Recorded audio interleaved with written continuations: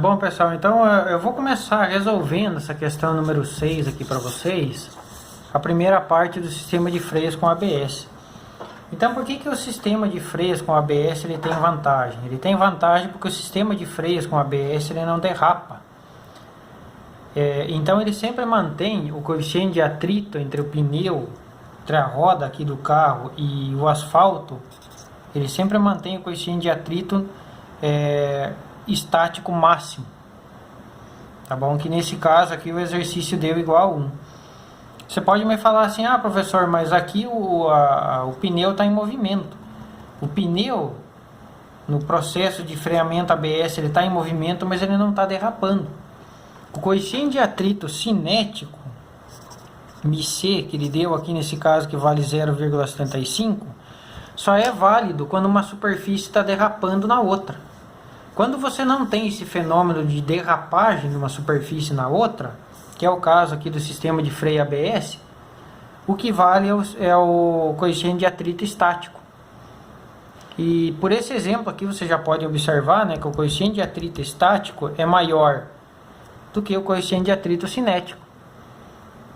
Então essas são uma das aplicações assim, do processo aqui da força de atrito aqui, que eu queria destacar para vocês. É por isso que eu escolhi esse exercício do Enem aqui, para que vocês entendessem, essas diferenças. O coeficiente de atrito estático máximo aqui é sempre maior que o coeficiente de atrito cinético, tá bom?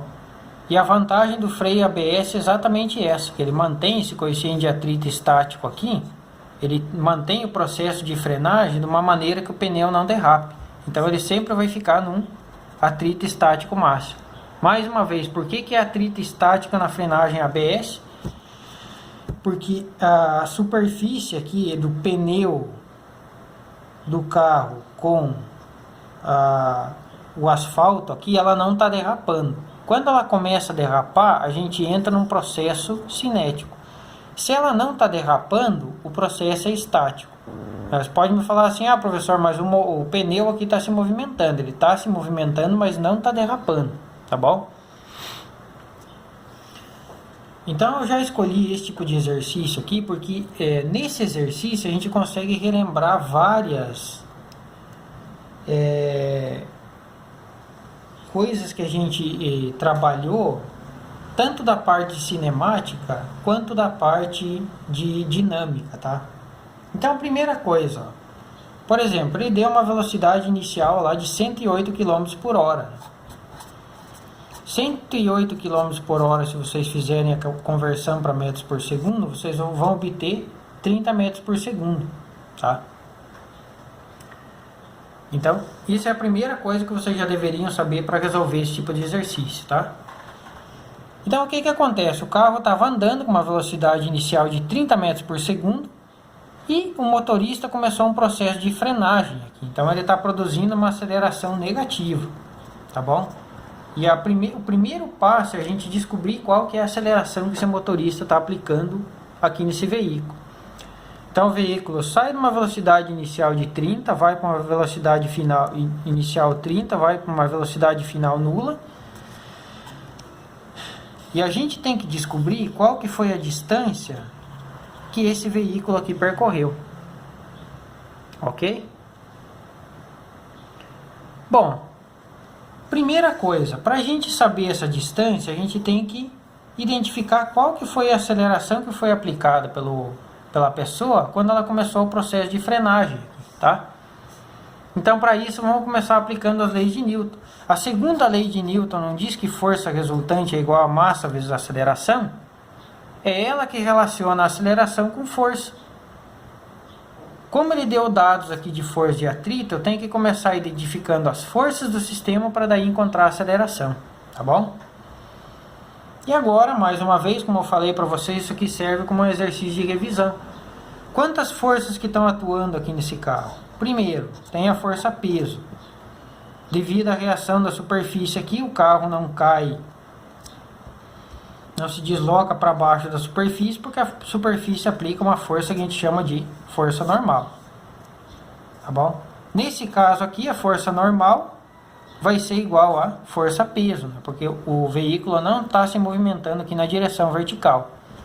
Quanto que vale essa força-peso? É a massa do carro multiplicado pela gravidade. Ele deu a massa do carro? Não, não deu. Então eu só vou repetir ela. Agora ele deu o valor de G. O G aqui vale 10 metros por segundo ao quadrado. Tá aqui, ó. Tá bom? Então a normal vai ser igual ao 10 multiplicado por M. Essa é a primeira relação, digamos, a primeira equação que eu vou obter, tá? Agora eu vou para a segunda equação aqui, ó. Se a gente vai analisar aqui no eixo X, eu tenho uma força de atrito que está sendo gerada aqui. Eu vou representar essa força de atrito aqui, ó, tá? Só para que a gente fique sempre no mesmo diagrama aqui, ó. Então eu tenho uma força de atrito entre o pneu do carro e a superfície aqui. Então nesse caso aqui também eu vou aplicar a segunda lei de Newton, né? Agora no eixo X. Então eu vou colocar aqui, ó, eixo X, força resultante igual a massa vezes a aceleração. Qual que é a única força que está atuando aqui no sistema? A força de atrito. Então a força resultante é ela, igual a massa multiplicado pela aceleração, que é o valor de A. Só que lembra que a força de atrito é o coeficiente de atrito estático, porque nesse caso aqui é o freio ABS, né? Multiplicado pela força normal, que é igual a massa vezes a aceleração. O coeficiente de atrito estático vale 1. A força normal é 10 vezes m, que é igual a massa vezes a aceleração, tá? 1 vezes 10 é 10, tá? Ó, esse m aqui cancela com esse m aqui. Então significa que a aceleração aqui tem 10 metros por segundo ao quadrado, negativa, porque ele está freando o carro. Tá bom? Então está sendo produzida uma aceleração negativa aqui nesse carro de 10 metros por segundo ao quadrado. Tá bom? Ó, o A aqui vale 10 metros por segundo ao quadrado. E agora que a gente determinou o valor de aceleração, a gente cai num problema de cinemática. Eu volto aqui e faço a pergunta para vocês. Ele deu tempo aqui nesse exercício? Não. Se ele não deu tempo, a equação que eu uso da cinemática para resolver esse problema é a equação de Torricelli. VF ao quadrado igual a V0 ao quadrado mais 2 vezes A vezes o ΔS.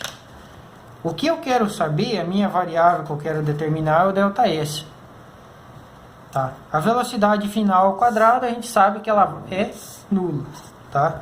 A velocidade inicial vale 30. Então, 30 ao quadrado. Aqui eu já vou deixar o sinal da aceleração, 2 vezes 10, que é o valor da aceleração. 30 ao quadrado é 900, eu vou passar para o outro lado a equação aqui, com sinal de menos, tá? É igual a 20 vezes ΔS. Menos. Né? Se eu tenho menos em ambos os lados da equação, multiplico ambos os lados por menos 1, fica positivo. Esse zero aqui vai cortar com esse aqui, então ΔS vai ser igual a 90 dividido por 2, que é igual a 45 metros. Tá bom?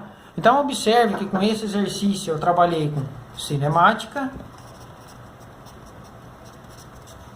trabalhei também com dinâmica aqui na análise das forças que estão atuando aqui nesse sistema, tá bom? E trabalhei com o processo de conversão aqui e aplicação aqui da segunda lei de Newton, né? Que força resultante igual a massa vezes a aceleração, relacionado, tá, com a dinâmica, tá bom? Então, com o freio ABS, o carro vai andar 45 metros. Agora eu vou deixar para vocês fazer a mesma sequência de cálculos quando pro outro carro, o carro número 2 lá, que não tem freio ABS.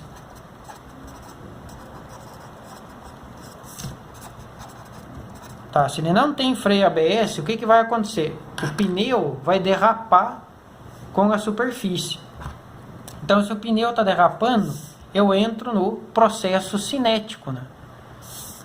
Então, nesse caso aqui, o atrito cinético vai valer 0,75. Agora, vocês podem repetir todo esse passo a passo aqui com esse atrito cinético, que vocês vão obter um deslocamento aqui, ΔS igual a 60 metros, tá? Então, olha a importância aqui do freio ABS, ó, quantos metros a menos aqui que o veículo freou, né? Conseguiu parar antes, são 15 metros, né? Isso aqui pode salvar uma vida, né? Então, é muito importante, né? Vocês perceberem com a física essas aplicações, assim, que a gente trabalha, tá? Né? Tem muita gente que fala assim, ah, professor, mas eu não vejo aplicação. A aplicação tá aqui, ó. Tá? Só que às vezes, para a gente chegar na aplicação, a gente demora um pouco, né? Às vezes a aplicação necessita que você tenha vários conhecimentos para conseguir entendê-la. Tá bom? Esse é um tipo de exercício de Enem, tá? Então quem quiser treinar pro Enem já começa treinando por aqui, tá bom? Muito obrigado a todos aí, pessoal. E a ideia é que proporcionar uma maneira para ficar mais fácil de vocês resolver a lista com esse vídeo, tá bom?